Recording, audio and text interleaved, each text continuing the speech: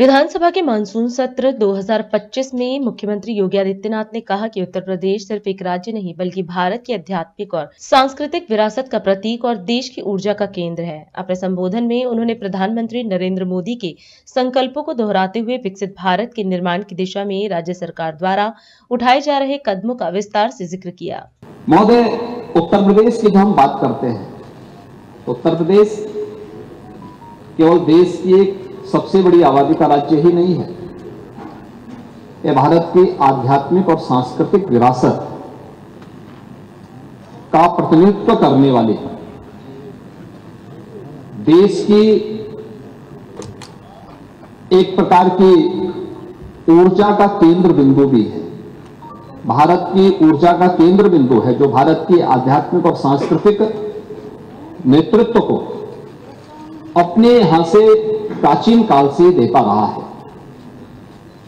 और इसीलिए जब ग्लोबल इन्वेस्टर समिट में यहां लखनऊ में 2023 में उसके उद्घाटन समारोह को संबोधित करते हुए आदरणीय प्रधानमंत्री जी ने जो बातें यहां पर कही थी, उन्होंने इस बात को कहा था कि आज उत्तर प्रदेश एक आशा है, एक उम्मीद बन चुका है। भारत अगर आज दुनिया के लिए एक ब्राइट स्पॉट है तो यूपी भारत की ग्रोथ को ड्राइव करने वाला एक अहम नेतृत्व भी दे रहा है। ये आदरणीय प्रधानमंत्री जी के विचार थे जो उत्तर प्रदेश ने इस दौरान अपनी एक व्यापक कार्य योजना को लेकर के अपने कार्यक्रमों को आगे बढ़ाने का काम किया। और ये हम सबका सौभाग्य है कि देश अपनी आजादी के अमृत काल में कल देश का स्वतंत्रता के 78 वर्ष पूरे होने जा रहे हैं। 78 वर्ष की इस यात्रा के आत्मावलोकन का एक अवसर पूरे देशवासियों को कल प्राप्त होगा। पूरा देश देश की आजादी के अमृत महोत्सव वर्ष में देश की भावनाओं के साथ, देश के नेतृत्व की भावनाओं के साथ जुड़ा था। और उस समय आदरणीय प्रधानमंत्री जी ने देशवासियों के सामने कुछ संकल्प लिए थे।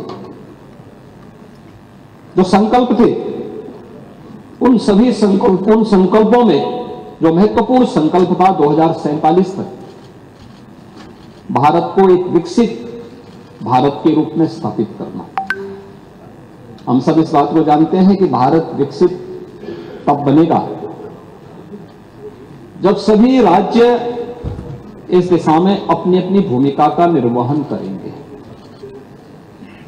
और अपनी भूमिका के इस निर्वहन करने की दृष्टि से पिछले 24 घंटे से अधिक समय से इस माननीय सदन में इस चर्चा का होना, ये विकसित भारत की संकल्पनाओं को ही आगे बढ़ाने का विजन है। दृष्टि जितनी होगी वह उतना ही बोलेगा। और उन स्थितियों में जब यहां पर हम चर्चा करेंगे तो मैं माननीय सदस्यों के द्वारा जो मुद्दे उठाए गए थे उन मुद्दों पर भी बोलने का प्रयास करूंगा। लेकिन मुख्य रूप से अगर हम देखेंगे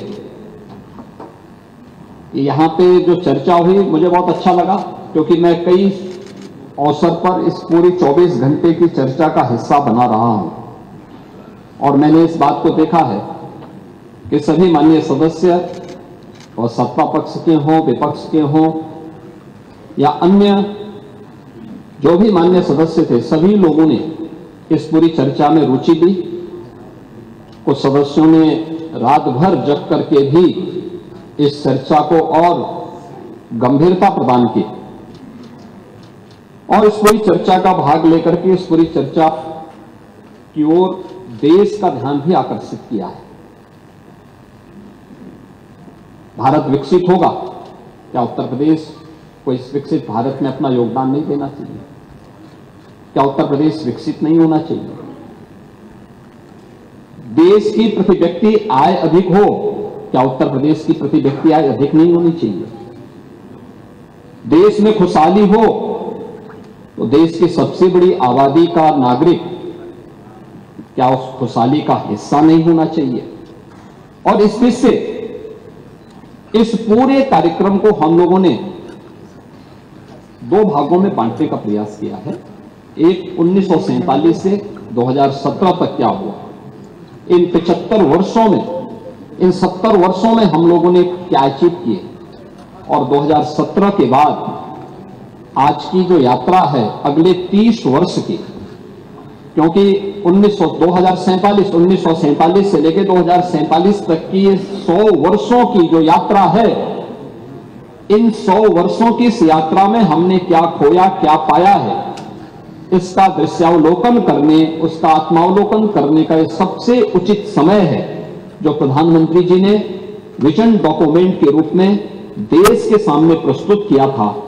और उसी विजन डॉक्यूमेंट से अनुप्रेरित होकर के उत्तर प्रदेश आज इस विजन डॉक्यूमेंट की प्रारंभिक चर्चाओं को अपने यहां आगे बढ़ाने का काम कर रहा है। राष्ट्रीय